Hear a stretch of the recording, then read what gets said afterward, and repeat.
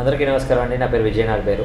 Thanks a lot మన respect cinema నా channel ఎంతగా ఆదరిస్తున్న ప్రతి ఒక్కరికి చాలా చాలా థ్యాంక్స్.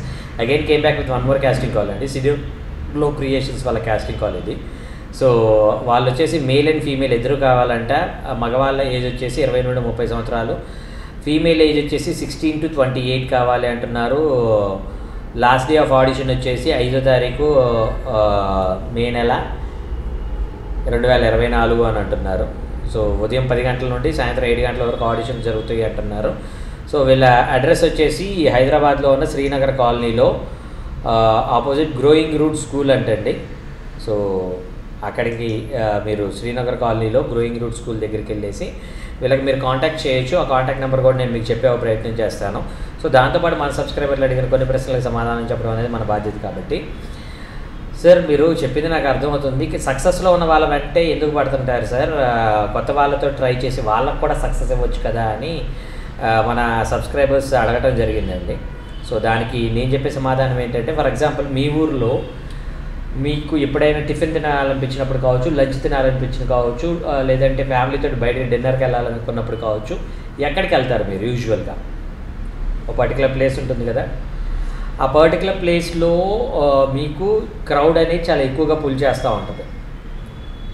సో ఆ క్రౌడ్ అనేది ఎక్కువగా పుల్ చేస్తున్న టైంలో, ఫర్ ఎగ్జాంపుల్ నాకు టిఫిన్ ఎక్కడ బాగా నచ్చుతుంది అంటే, ఇప్పుడు తనికల భరణి గారి ఇల్లు ఉంది.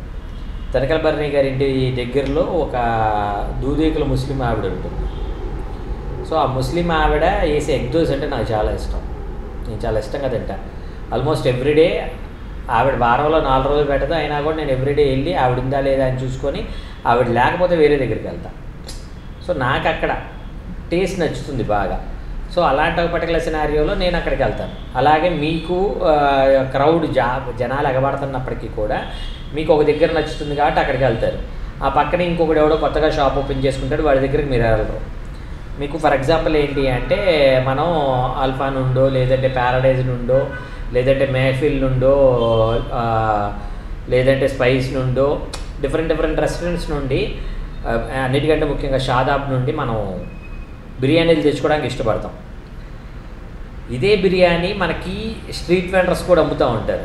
అంటే రోడ్ సైడ్ ఒక చిన్న బండి పెట్టేసుకొని అమ్ముతూ ఉంటారు, ఒక చిన్న హండీ పెట్టుకొని. వాళ్ళ దగ్గర ఎందుకు కొనుక్కోం? నేనేమంటా అంటే, టేస్ట్ బాగుంటుందేమో అనే ఒక ఎగ్జిబిషన్లో మీరు ఉంటారు. ఒకసారి తింటే కదా బాగుంటుందో లేదో అనేది నా ఒపీనియన్. సో అలాగే సినిమాకి కూడా నేనేమంటాను అంటే, ఆల్రెడీ సక్సెస్ ఇక్కడ మిగతా ఏమీ చూడరండి ప్రొడ్యూసర్స్. ఇక్కడ ప్రొడ్యూసర్స్ కావచ్చు, డైరెక్టర్స్ కావచ్చు, ఇతనికి సక్సెస్ ఉంది, ఇతని మీద మనం ఒక 5 కోట్లు పెడితే కంపల్సరీగా ఒక 10 నుండి 20 కోట్లు బిజినెస్ వస్తుంది అనుకునే హీరో దగ్గరికి వెళ్ళి ₹1 రిటర్న్ రాకపోయినా కూడా వాళ్ళ మీద ఇన్వెస్ట్ చేయడానికి ఇంట్రెస్ట్ చూపెడతారు. ఎందుకంటే వాళ్ళ ఎగ్జిబిషన్ ఏంటరా అంటే, ఈ సో కాల్డ్ హీరోస్కి మినిమం బిజినెస్ అనేది అవుతుంది. ఇప్పుడు ఫర్ ఎగ్జాంపుల్ నిఖిల్ కావచ్చు, నితిన్ కావచ్చు, వాళ్ళందరూ మినిమం 50+ crores వెళ్ళిపోయారు. ఇంకా చెప్పాలంటే ఇప్పుడు నిఖిల్ 100+ crores ఉన్నాడు. సో ఇప్పుడు ఆయన ఒక పర్టికులర్ మూవీ కోసం నిఖిల్ గారు ఏదో ప్రొడ్యూసరే ఫారెన్ కంట్రీ తీసుకెళ్ళి ఆయనకి సంబంధించిన మార్షల్ ఆర్ట్స్ అన్నీ కూడా ఆయనే నేర్పించుకుంటున్నారు. ఎందుకు? అది నేర్చుకోవడం ద్వారా హీరో గారు మన మూవీలో చేసే ఒక ఎక్స్ట్రీమ్ లెవెల్ ఆఫ్ సీక్వెన్స్ ఏదైతే ఉంటుందో, ఆ సీక్వెన్స్ తోటి వీళ్ళకి బాగా పుల్లప్ అవుతుంది డబ్బు అనేది. సో ఆయన మీద 100 కోట్ల బిజినెస్ అవుతున్నప్పుడు ఆయనకి మూవీకి 50 కోట్లు పెట్టడానికి పెద్ద ఇబ్బంది పడరు. ఇప్పుడు పవన్ కళ్యాణ్ లాంటి ఒక వ్యక్తి కావచ్చు, ఆ జోన్ ఆఫ్ హీరోస్ అందరికి కూడా పెట్టుబడి 100 కోట్లు పెట్టడానికి వాళ్ళకి ఇబ్బంది ఉండదు. సో ఇక్కడ నేను ఏమంటాను అంటే, ఎప్పుడైతే సక్సెస్ మీకు ఉంటుందో సక్సెస్ వెంట మాత్రమే తిరుగుతారు. ఎవరికి కూడా డబ్బులు ఎక్కువై సినిమా చేయరండి. ఇక్కడ కలామ తల్లి అది ఇది అంటారు, కానీ ఇట్స్ ఆల్ అబౌట్ బిజినెస్ అండి. సినిమా అనేది ప్యూర్ బిజినెస్. సక్సెస్ లేకపోతే చిరంజీవి గారికి కూడా ప్రొడ్యూసర్లు వెళ్ళరు. సక్సెస్ లేకపోతే నందమూరి తారక రాముడు కొడుకు కదా అని బాలకృష్ణ గారి కోసం ప్రొడ్యూసర్లు వెళ్ళరు. సక్సెస్ లేకపోతే రామానాయుడు గారి తెలుగు సినిమాకి ఎంత చేశారు కదా, కాబట్టి మనం వెంకటేష్ గారితో సినిమా చేసేసి ఫ్లాప్ అయినా పర్లేదు, ప్రతి రూపాయి పోయినా పర్లేదని ఏ ప్రొడ్యూసర్ వెళ్ళడు.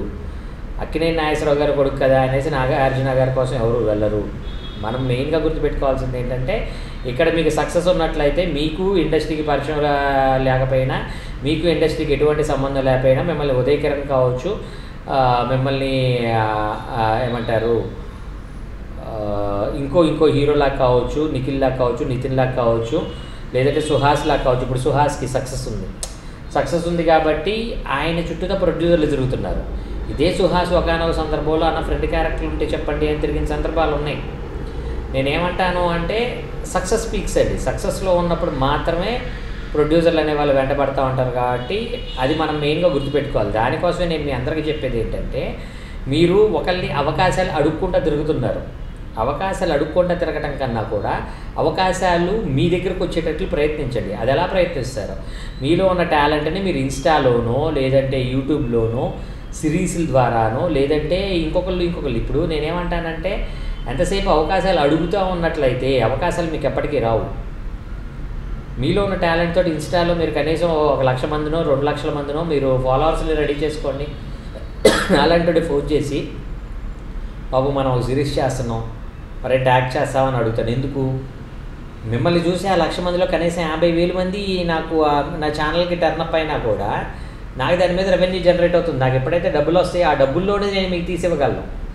అంతే తప్పించి నాకు డబ్బు రానప్పుడు నేను మీకు ఎక్కడి నుండి తీసిస్తాను అనేది నా అజంప్షన్.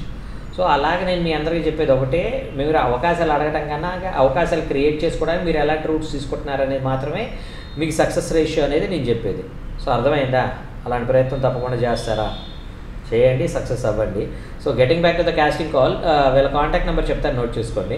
9059669381. I repeat 9059669381. డిస్క్లైమర్ అనేది మీ అందరికీ తెలిసిందే కదా. ఈ పర్టికులర్ కాస్టింగ్ కాల్కి నాకు ఎటువంటి లావాదేవీ లేవు. ఎవరైనా మిమ్మల్ని డబ్బులు అడిగినా, మిమ్మల్ని మోసం చేసే ప్రయత్నం చేసినా దయచేసి వాళ్ళు ఇగ్నోర్ చేసే ప్రయత్నం చేయండి. ఎందుకంటే మన ఛానల్లో ప్రతిరోజు ఒక కాస్టింగ్ కాల్ అనేది వస్తుంటుంది కాబట్టి ఆ కాస్టింగ్ కాల్స్ ద్వారా మీ అందరికి మంచి మంచి అవకాశాలు రావాలని మనస్ఫూర్తిగా కోరుకుంటున్నాను. వీడియో నచ్చిందా? లైక్ చేయండి. వీలైనంత ఎక్కువ మందికి షేర్ చేసే ప్రయత్నం చేయండి. ఎవరైతే సబ్స్క్రైబ్ చేసుకోకుండా చూస్తున్నారో please do subscribe. Thank you and all the best.